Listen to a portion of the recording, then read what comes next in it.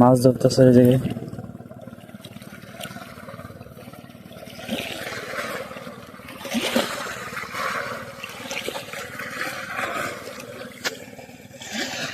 হায় রে ভাই, যে স্রোত!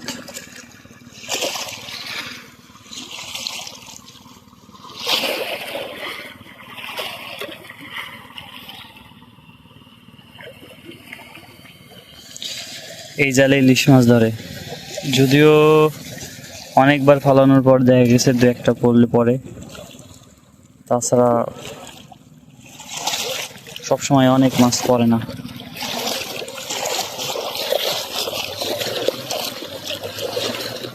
নৌকা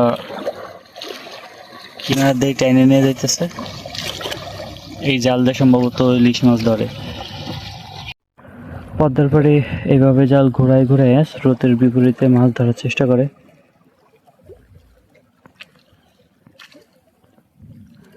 এরা অনেকক্ষণ ধরে কষ্ট করতেছে, বাট মাছ পাইতেছে না।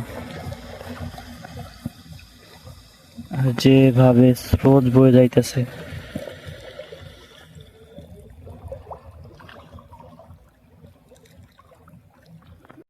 এইভাবে মাছ ধরাটা কিন্তু অনেক কষ্টের, কারণ স্রোতের বিপরীতে এরকম জাল ঘোরাইয়া ইলিশ মাছ ধরাটা আসলেও কষ্টের। কারণ অনেকবার এইভাবে জাল ঘোরানোর পরে হয়তো বা দু একবার বেচতে পারে, কিন্তু অনেক কষ্টের। আর পদ্মার জল যতটা ঘোলা হয়েছে ততটাই কিন্তু কলকল, মানে এক যে জলের শব্দটা কলো কলো খলো এইরকম শব্দ হচ্ছে।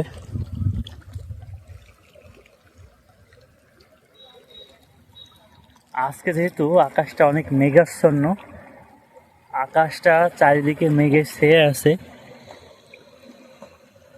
আর পদ্মা নদী এরকম স্রোতের যে শব্দ, এই কিনার দিয়ে কিন্তু মাছ ধরার জন্য দৌড়ি পাচ্ছে। আর এই কাকা এইখানে মাছ মারতেছে।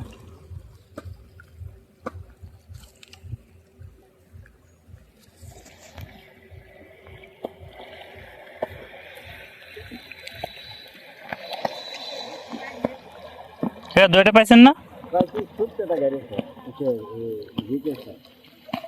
এই ব্যাগের ভিতর? আগে মারি নেই, যে যদি না পাই তাহলে লাগে।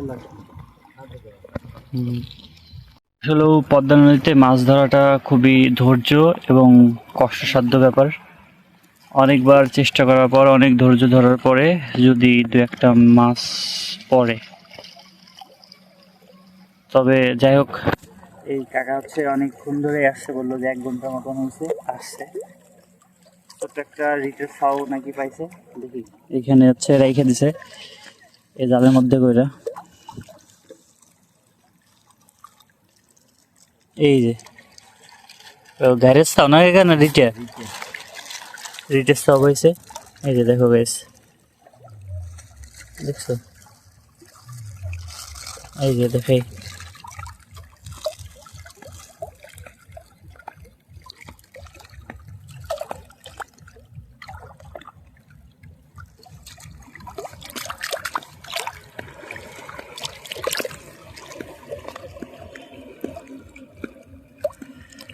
আসলে এখন এই সময়টা মাছ ধরে, কিন্তু অনেক ধৈর্য ধরতে হয়, কারণ যে পরিমাণে স্রোত বয়ে যাচ্ছে পদ্মা করে, মাছ ধরাটা একটু কষ্টসাধ্য আর ধৈর্যের ব্যাপার।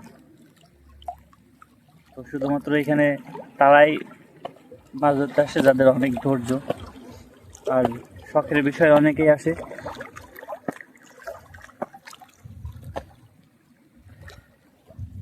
তো গ্যাস, এই হচ্ছে পদ্মা পাড়ের দৃশ্য। বড়শি দিয়ে মাছ ধরাটা অনেক ধৈর্য, কষ্টসাধ্য ব্যাপার। কাকা একটা রিটে মাছের ছাউ পাইছে, ছোট রিটা, এই স্রোতের মধ্যে যদি 1 ঘন্টা ধরে আসার পর একটা মাছ পাইছে, তাহলে বোঝো কি ধৈর্য নিয়ে বসে আছে এইখানে। আর ভাবসা একটা গরম, যদিও মেঘ থাকলেও ভাবসা একটা গরম পড়তেছে কিন্তু। আর এইখানে সম্ভবত জালে ইলিশ মারার যে জাল ঘোরায় ঘোরায় মারে, এইখানেও সম্ভবত জালে কোনো সমস্যা হয়েছে, সম্ভবত সারতেছে।